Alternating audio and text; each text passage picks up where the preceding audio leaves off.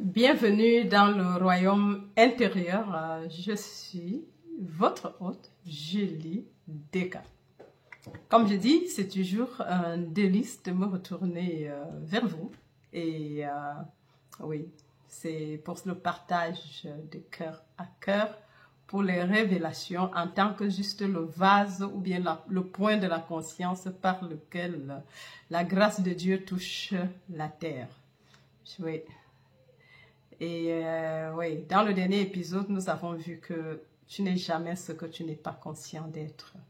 Et que par rapport à nos désirs, nous devons en fait être comme le sculpteur, que lorsqu'il regarde le marbre, il voit déjà son œuvre d'art dessus.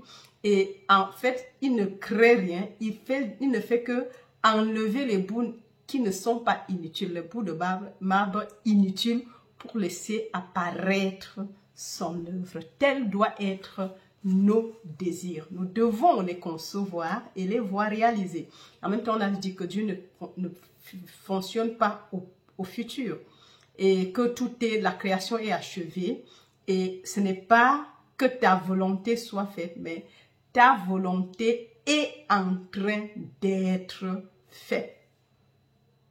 Le participe présent, je ne sais pas comment on l'avait nommé, mais je vais encore regarder.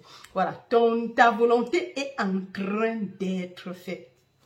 Voilà, donc parce que quand l'argent soit faite, c'est comme si elle n'était pas. Mais elle est en train, éternellement, la volonté de Dieu est en train d'être faite sur la terre comme dans les cieux. Et on a dit que le Père est ta conscience qui manifeste toutes choses. Donc, il faut être conscient de quelque chose. Tu ne peux jamais manifester ce dont tu n'es pas conscient d'être, mes amours.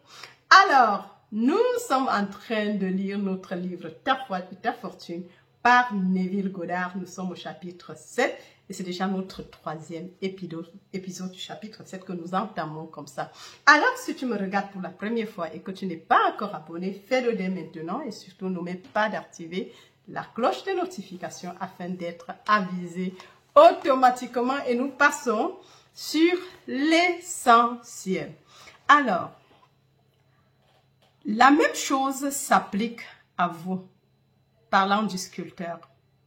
Dans votre conscience, sans forme, est enterré tout ce que vous ne pouvez jamais concevoir d'être. Dans notre conscience, sans forme, est enterré tout ce que vous ne pourrez jamais concevoir d'être.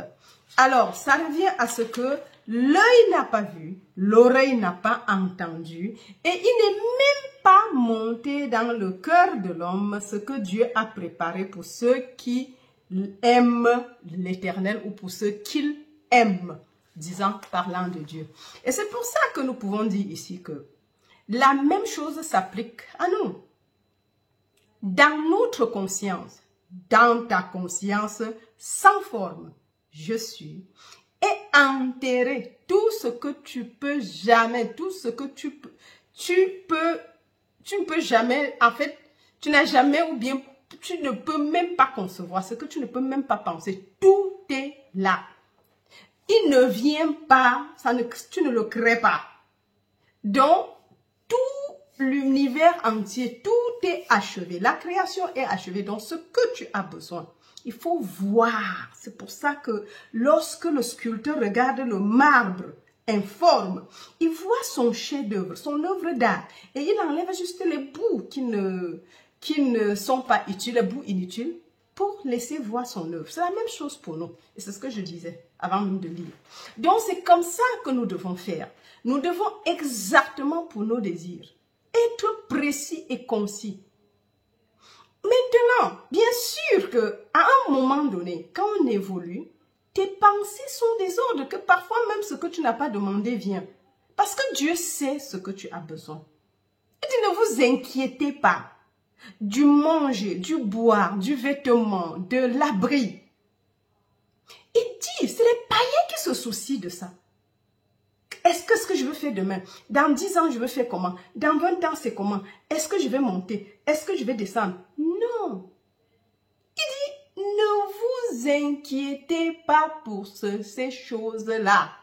Votre Père qui est aux cieux sait que vous en avez besoin. Cherche seulement le royaume des cieux et ce qui est juste aux yeux de Dieu. Et toutes les autres choses vous seront données par-dessus le marché. Tu n'as pas à te déranger parce que au moment ce dont tu as besoin, les choses vont venir dans ta vie. Et parfois même tu vas penser à ces choses en passant. Et parfois tu oublies. Mais ça vient. Ça vient. Oui, ça vient au moment opportun. Ça arrive. Parfois, tu n'es même pas conscient de ça, mais ça arrive. Donc, nous devons comprendre cela que nous n'avons pas à nous faire des soucis. Nous n'avons pas à nous déranger. C'est tellement important, mes amours. Et le fond, c'est que nous faisons tellement de soucis et on perd le temps, on ne cherche pas, on se lamente. Non, on doit savoir que la conscience inconditionnelle de l'autre, de l'être, tout est établi là-bas. Et nous devons en être conscients qu'on ne manque de rien. Vous n'avez jamais vu quelqu'un se soucier pour l'air. Pourtant, c'est un élément indispensable et vital. Mais sachant cela, Dieu a, je ne sais pas, contraint les hommes à ne pas le vendre. Et personne ne se soucie de ça, peu importe où tu vas.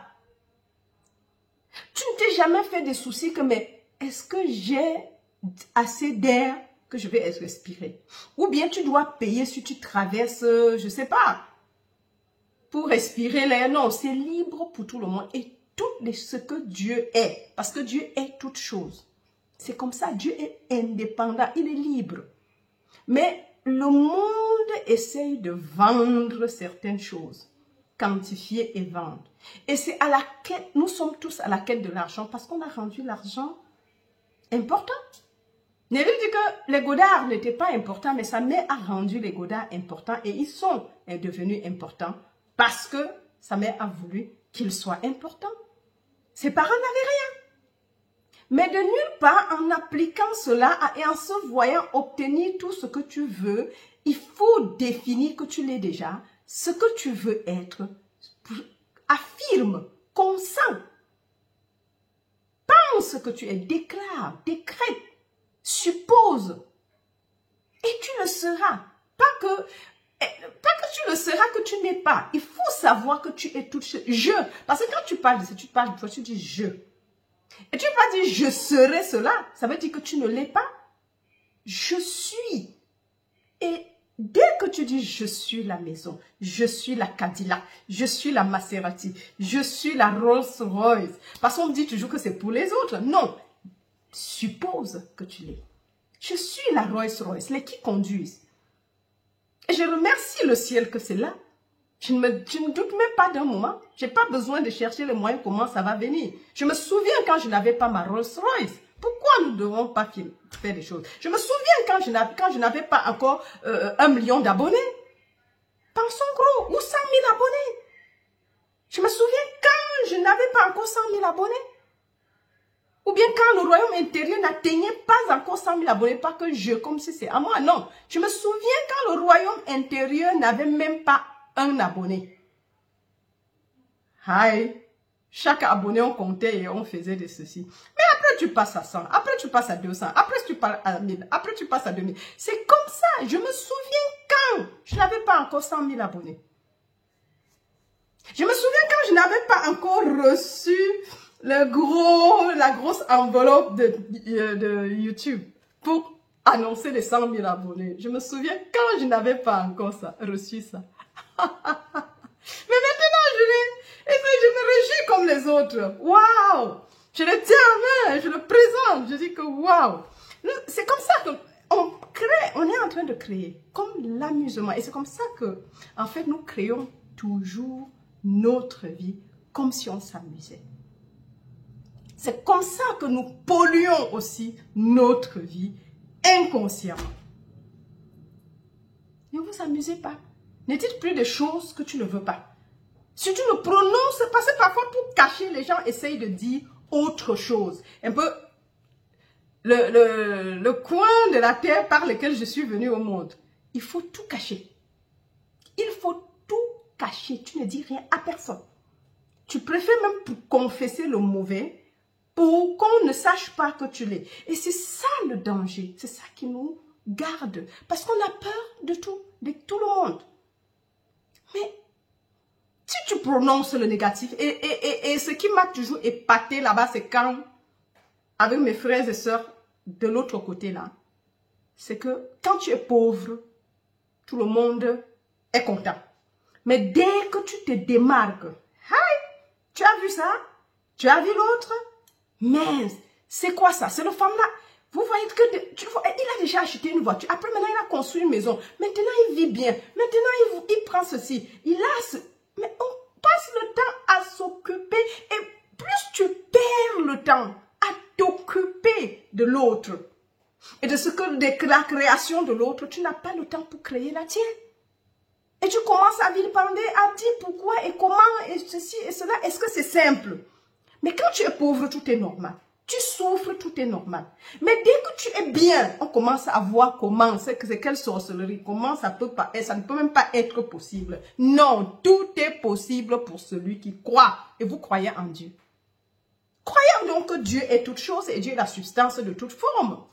Sortez de la religion et croyez en Christ. Croyez que Dieu est la substance de toute forme. Croyez que ton je suis, crois que ton je suis est Dieu.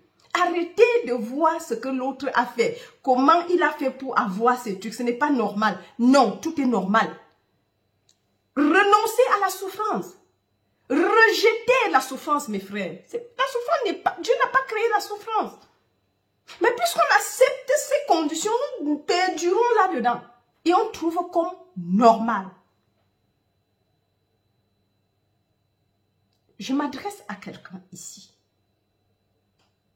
Commencez, suppose, crois que c'est vrai et ce sera vrai pour toi. Dieu n'a jamais dit qu'on pleure 10 000 ans pour avoir quelque chose, non. Qu'on le supplie, papa, s'il te plaît, donne-moi. Dieu tout-puissant, pardon, donne-moi, non. Car si tu es Dieu, tu crées. Et Dieu crée. Que la terre soit et la terre fut. Que la lumière soit et la lumière fut. Que les firmaments soient et les firmaments fut. Et aujourd'hui, c'est le commencement. Tu crées ta vie maintenant. Tu peux commencer. Ne dis jamais que, mais comment... Non, non, non. Il y a un début à tout. Commence maintenant à créer. Commence maintenant à affirmer ce que tu veux comme si c'était déjà. L'épisode, il y a 3 épisodes, je crois, où il y a les méthodes de la manifestation, les différentes méthodes. Allez encore écouter ça. Ça va vous aider. Ne pensez pas que c'est pour les autres, la richesse. Non. Parce que si tu penses que c'est la richesse pour les autres, tu n'auras jamais. Si tu penses que le bien-être est pour les autres, tu n'auras jamais. Si tu penses que l'aisance, c'est pour les autres, tu n'auras jamais. Et je prends toujours cette histoire, le changement du sentiment de je. Ce bonhomme américain, qui est né américain mais noir, qui pensait qu'il était malade. Il avait une maladie incurable parce qu'il était né avec une mauvaise peau.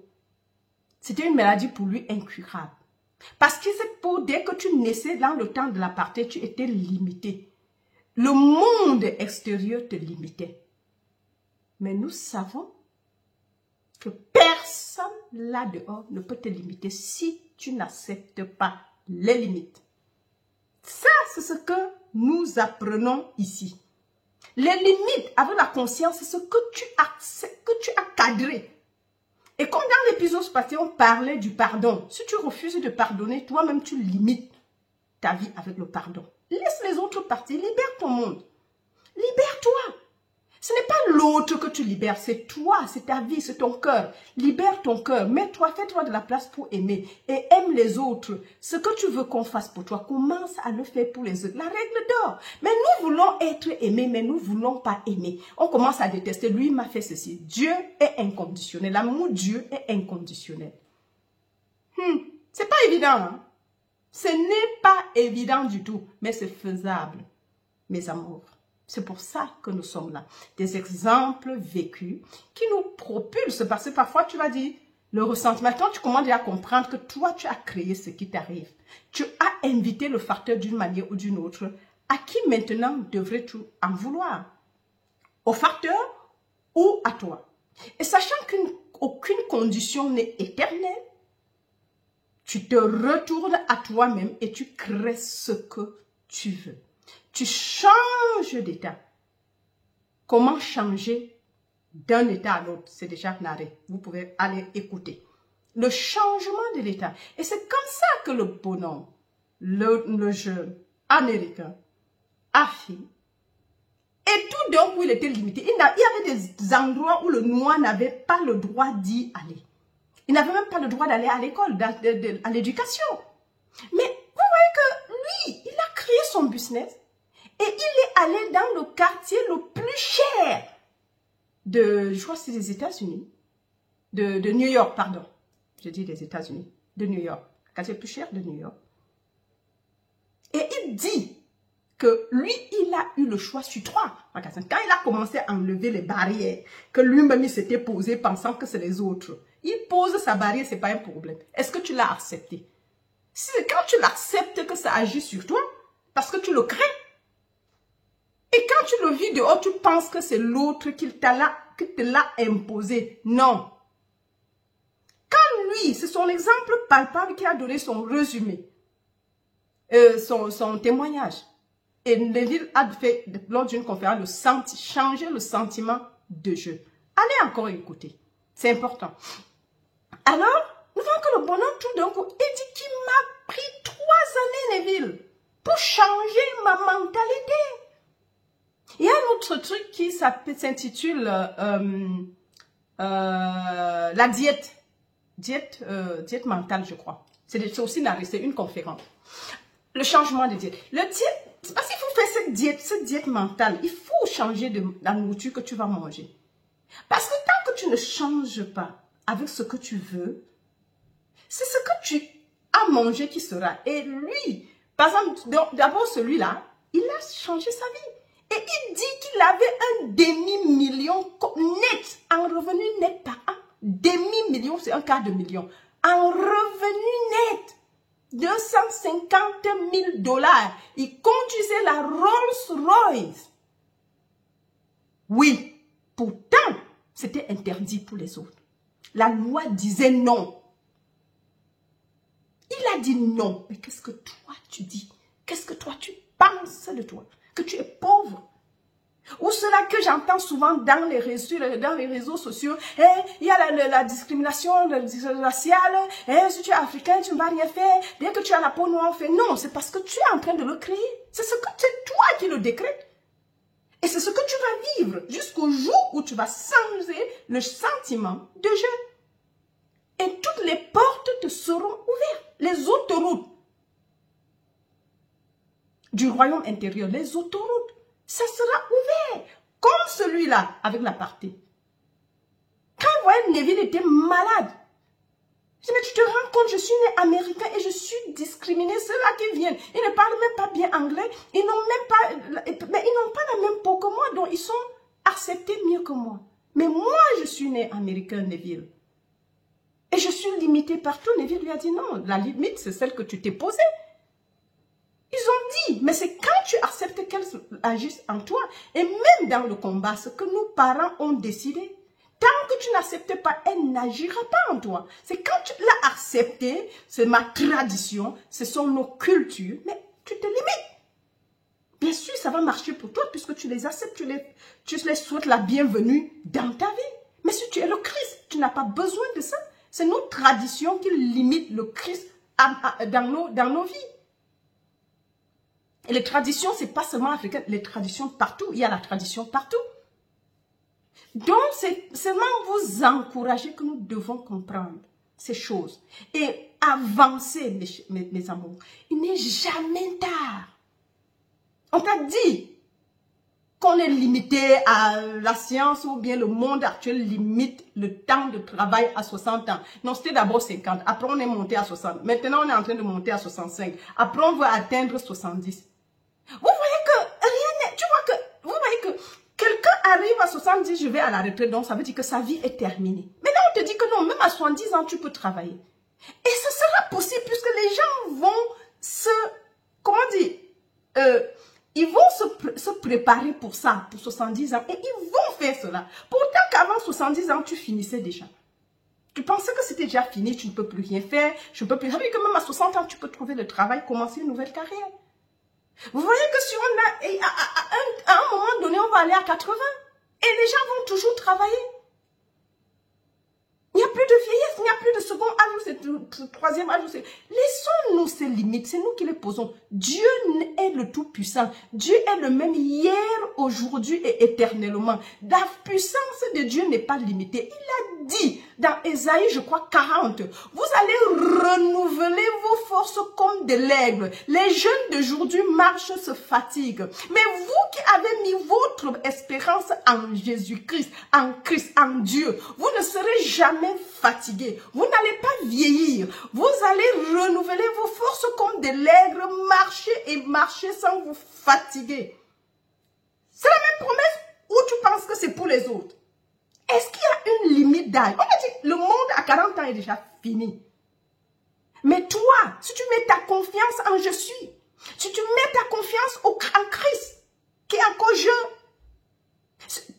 si tu crois que le royaume de Dieu est à l'intérieur de toi, si tu crois que ton je suis est Dieu, si tu crois que je suis est ta conscience individuelle, si tu crois que je suis est ton être individuel qui fait marcher ton corps et non le cœur qui fait battre le sang. C'est le je suis qui fait digérer tes nourritures, qui renouvelle les cellules de ton corps, qui te rajeunit. Mais bien sûr, c'est ce qui sera pour toi.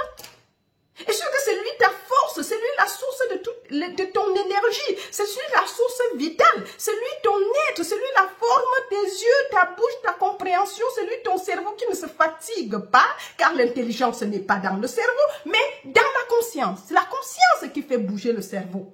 C'est-à-dire que l'intelligence ne saurait être dans le cerveau. Et que le corps n'est pas des tas d'atomes, ni la chair et le sang. Le corps est esprit. Mais commençons à croire à ces choses et nous verrons comment notre corps va s'adapter à ça et notre vie va se transformer en conséquence. Parce qu'il va falloir que ta croyance, c'est pas quelqu'un qui va dire à l'autre que l'autre là a un esprit ouvert. On devrait voir sur ton apparence que tu connais Dieu. Tu connais le Christ qui est le même hier, aujourd'hui et éternellement. Tu connais le Christ qui est la vie et l'unique source de vie et que si tu le proclames, est venu afin que tu aies la vie et la vie dans toute son abondance, sans manque, sans limite. Ça, nous avons besoin, mes amours. Nous devons comprendre cela. C'est ça qui nous fait avancer. Nous devons traverser la vie pas comme un fardeau. Bien sûr qu'on arrive là-bas et j'ai eu ce fardeau. Je me souviens quand ma maman est partie. J'en voulais à tout le monde. Même à elle-même. Pourquoi tu as arrêté ton médicament? Pourquoi? J'en voulais aux médecins qui voulaient qu'elle parte. Je dis mourir. J'en voulais à tout le monde. Mais à un moment, j'ai compris. C'était sa conscience. Et tu ne peux pas changer ça. Oui, et je m'en voulais à moi. Pourquoi je n'ai pas su ceci avant? Pourquoi je n'ai pas fait ceci? Et ça, quand tu commences à te lamenter, tu vas aller, descendre. À un moment, je dis, tu dois revivre. La vie doit continuer. Et la paix qui surpasse tout entendement doit être notre portion chaque jour. Que la paix soit avec vous. Je vous donne ma paix, mais pas comme le monde vous la donne. Vous voyez que nous devons comprendre ces choses. Et ça doit nous ramener à rentrer relire les Écritures. Ce n'est pas parce qu'on a laissé la Bible, parce qu'on pense que c'est pour l'Église. La religion chrétienne, non. La Bible est un livre spirituel. C'est ta biographie, c'est ma biographie. Et si nous essayons de mettre notre nom là-dessus quand nous la lisons, et au lieu de dire n'importe le Jésus, tu dis je suis. Je suis, c'est ton nom. C'est ton nom. Tu es je suis. Quand on dit je, tu parles de toi, tu dis je suis. Je suis ceci. Quand tu dis je suis, c'est toi qui vas dire je suis faible. Et la faiblesse, ne sois pas surpris que la faiblesse vienne. Tu l'as appelé. Je suis la source d'eau vive. Je suis d'amour. Je suis le Christ. Je suis Alpha et Oméga. Je suis la résurrection et la vie. Que la puissance de résurrection ressuscite en moi toutes les capacités qui sont mortes. Tous les talents qui sont endormis. Que la puissance de résurrection ressuscite ça en moi. Et je le dis encore pour toi que la puissance de résurrection, toi qui me regardes, qui ressuscite en toi les capacités, les capacités, les talents endormis, que tu crois qu'ils sont morts. Qu'il soit que la résurrection, la puissance de la résurrection ressuscite ça maintenant. Et que tu revives. Prophétise, Ézéchiel, aux ossements. Prophétise qu'ils prennent la chair, les nerfs et dans les vallées avec les Israélites qui souffraient à Babylone. Il dit prophétise.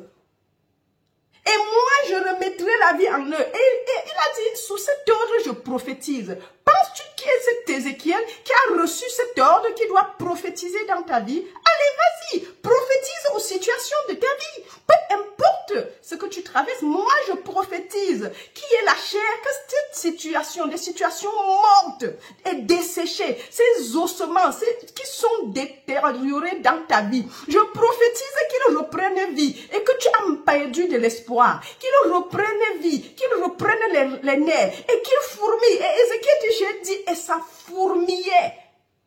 Les vallées fourmillaient d'hommes. Ça doit fourmiller. Et puis il dit, fils de l'homme, prophétise à l'adresse de l'esprit. Demande que l'esprit souffle des 4 vents et qu'il revive. Et je dis, comme c'est les nerfs et l'esprit et la chair, maintenant que l'esprit souffle des 4 vents dans ta vie, toi qui me regardes, dans toutes ces situations qui viennent de renaître, qu'il se soit fait et que ça augmente, que tu prennes vie, que l'esprit de vie pénètre chaque situation de ta vie qui est pensée était morte et qu'il revive. Crois-tu que c'est fait? C'est fait. Et Dieu va mettre.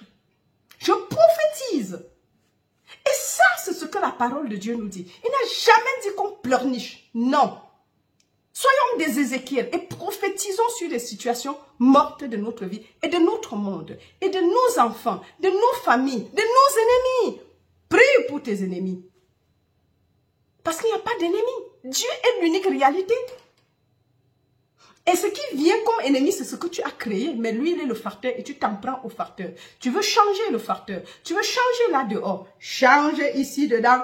Et le dehors va changer. Change ta façon de voir ton monde, de créer les choses, ta façon d'appréhender la vie, tel que le royaume de Dieu à l'intérieur de toi. Et ton monde extérieur va s'adapter et sera en conséquence.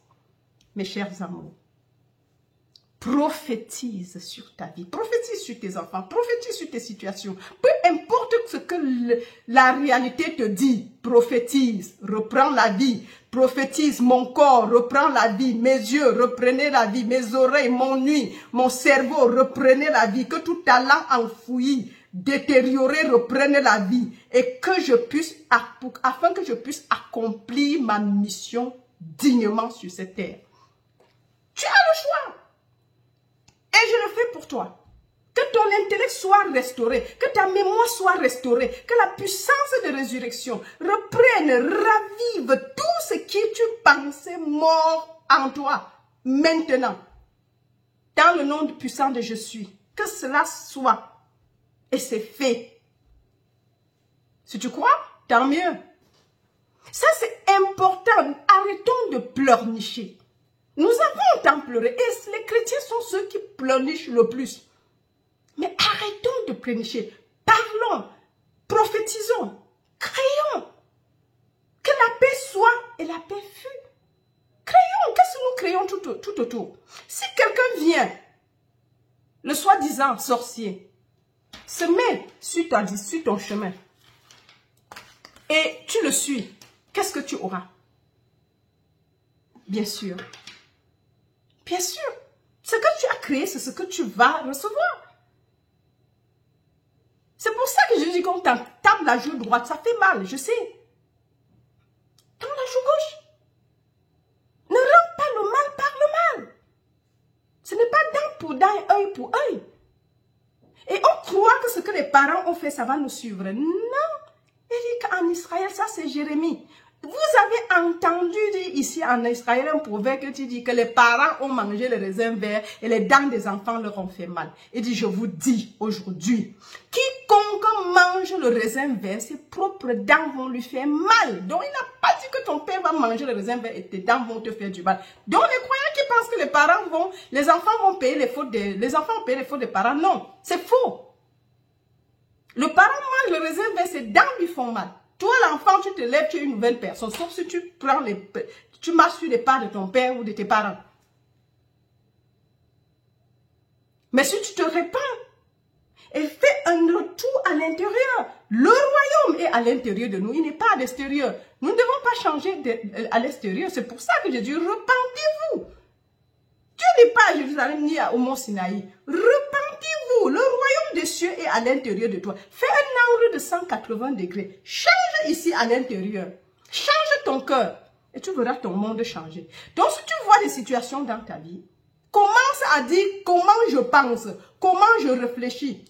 Et tu verras que les choses vont se mettre en ordre si tu changes ta façon de penser et que tu changes ta façon de faire. Moi, je l'ai fait, j'ai vu le résultat. Je sais que c'est pour tout le monde. J'ai commencé à ceux qui m'avaient offensé. J'ai commencé à prier pour eux. Et demander à Dieu de les aimer par mon cœur.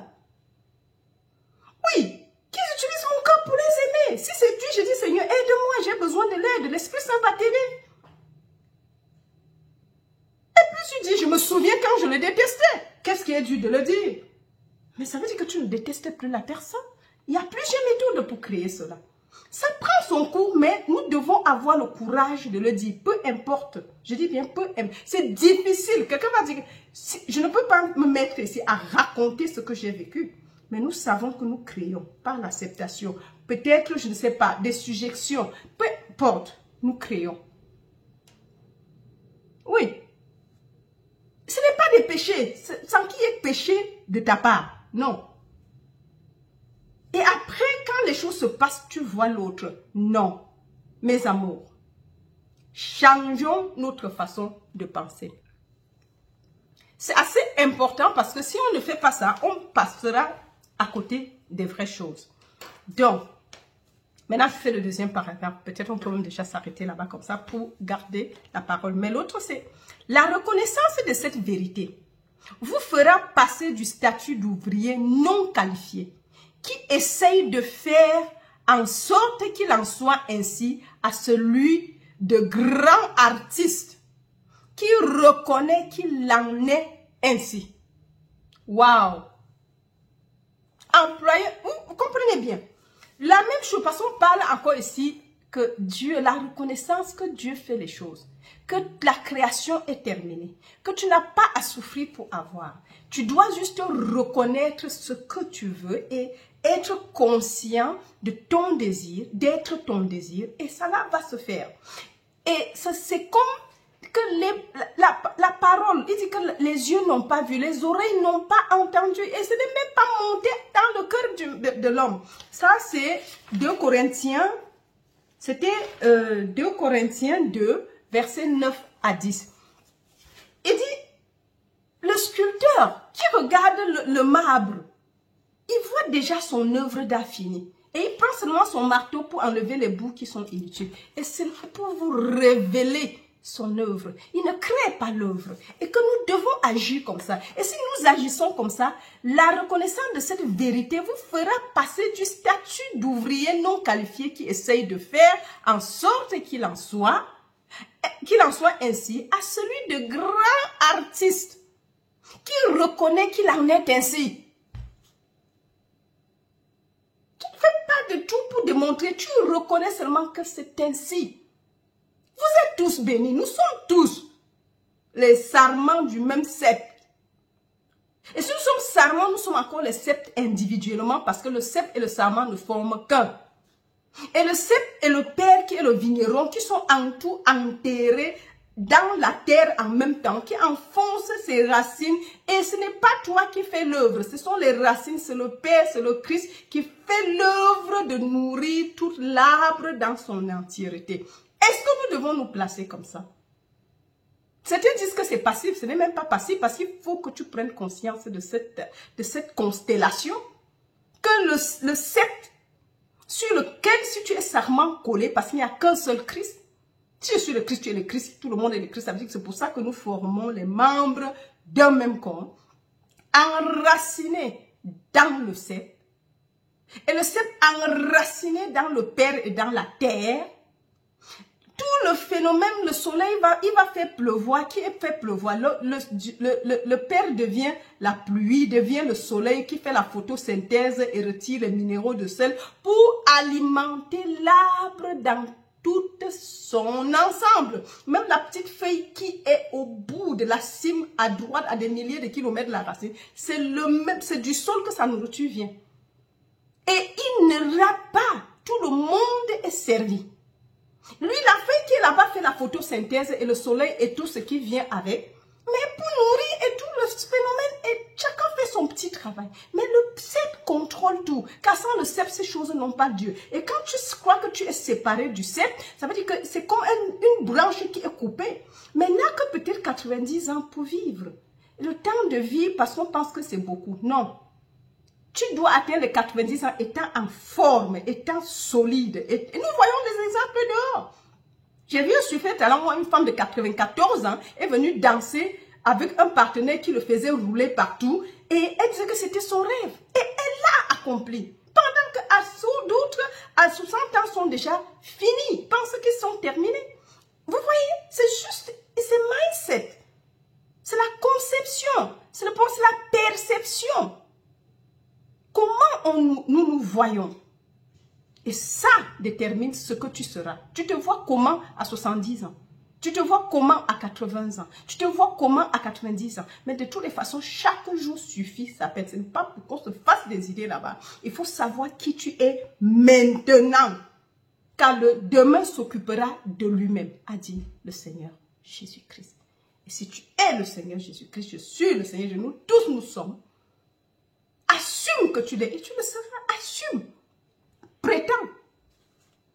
Donc nous voyons que ça c'est important mes amours.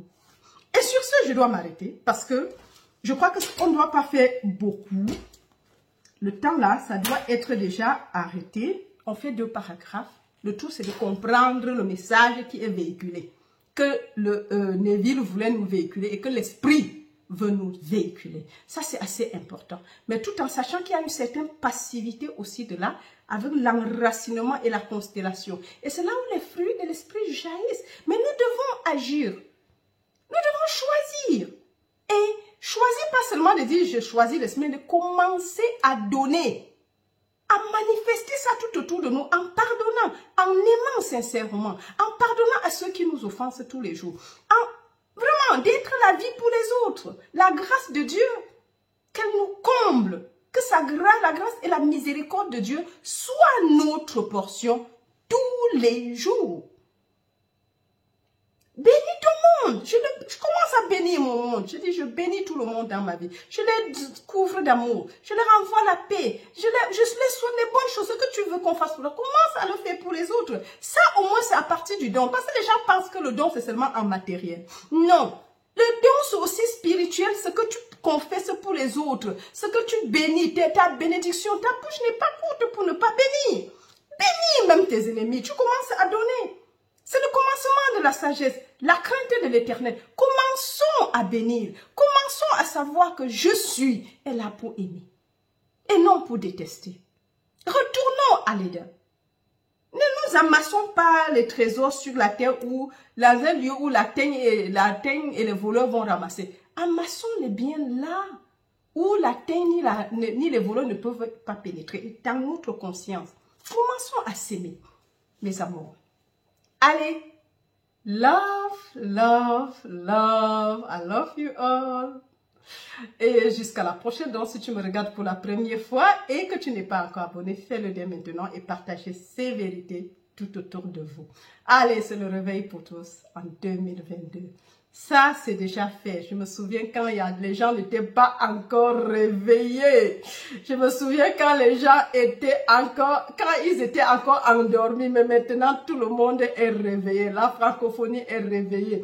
L'Afrique est réveillée. Le monde entier est réveillé. Il n'y a plus de ségrégation raciale car Dieu est toutes les couleurs. Le sang, il est rouge pour tout le monde. Et on a 5 grands groupes et 3 grands groupes. Le groupe A, B, et le groupe A, le groupe B, le groupe O et le groupe AB, je crois. Oui.